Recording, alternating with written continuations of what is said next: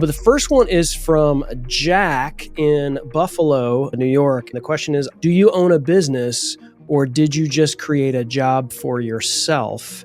How do I know the difference? That's a great question. Thanks, Jack, for that question. I would say this. Ask yourself this question. Can I walk away for a week and not miss anything? By that, are you the best salesperson in your store? And are you going to lose 20% of your sales because you're not there for a week? And when you come back, the store might be standing, but you don't have the sales results that you should have. That's one measure. Overly simplistic is the next one. Does this business serve me or do I serve it? Is it my master? That's a hard one to answer honestly. I'm going to tell you that at times I have come to the realization that my job that I created was not a business and that I couldn't walk away from it, that I was the business. And that's a mistake. Could you sell it today? If you can't sell it today, it's not really a business. It's just a job. If you have not created the systems, if you have not created the SOPs and it couldn't be turned over to somebody, you don't have a business. You've created a job for yourself and you might have created a nice job for yourself that you enjoy, but you don't have a business yet. Now, that doesn't mean that you can't get there.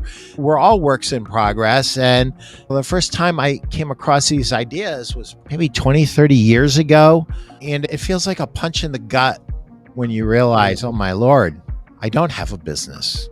I have a job. Now, how do you create a business? How do you start to systemize? How do you start to add some employees? And it can't all be done all at once. Jack, that is my overly simplistic answer. Give me a call and we'll jump into it a little bit deeper.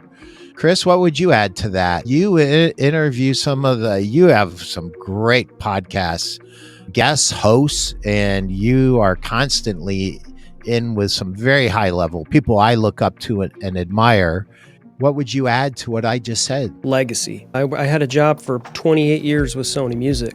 Yeah, I was squirreling away money, 401k, like all of those things. And that was what I thought was like leaving a legacy for my family. And what I was doing was I wasn't really living the life that I should on my terms. If you're building a business, this is something you can leave behind when you're not here on this earth. Owning a business and starting a business is not for everyone. It really isn't. So you have to determine whether or not you could do that. But once I did that, I wish I had done it sooner.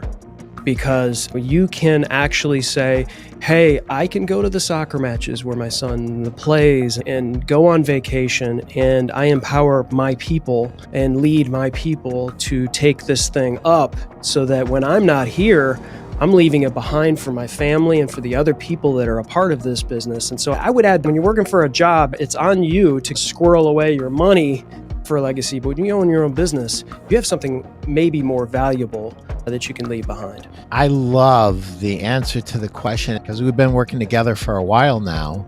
The way I got to know about you was Victor Antonio during COVID, Sales After Dark. And I got to hear about this guy that made some great videos, and it was a podcast producer from Victor Antonio. I don't remember if you remember the first time we talked. I said, just a little, you would bother with me, and you're like, I was just a little guy over here in Atlanta, Georgia. And you just said, no, you check all the boxes, Pete, for who I want to work with. I've been happy to be able to refer you to some dear friends of mine who you do a great job for. So Chris last year went to Europe and was gone for a while. I was never so proud of him because I understood what that really meant was Chris had gotten his business to the place where he could walk away and it could function without him because he had a team and the team was well coached. It is not easy to create a business that you can sell, but you actually should be thinking about your business that way.